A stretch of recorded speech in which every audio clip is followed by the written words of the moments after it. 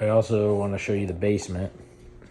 So before we paint it, so right now it's actually red floors and like a weird grayish blue wall.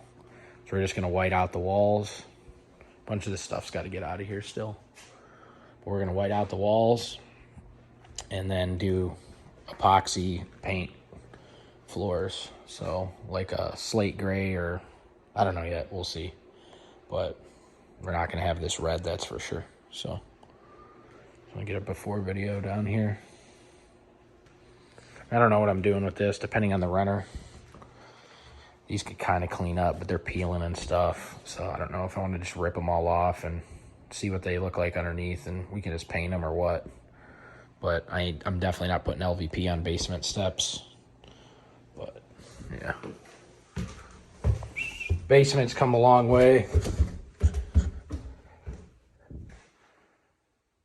Gray floors, sprayed the walls white.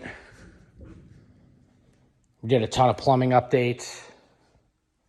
So you can see here, fern coat in, brand new for the main bath vanity and stuff like that. Supply lines, shut-offs, every shut-off up and down, all P-traps. Oh, this is all completely new.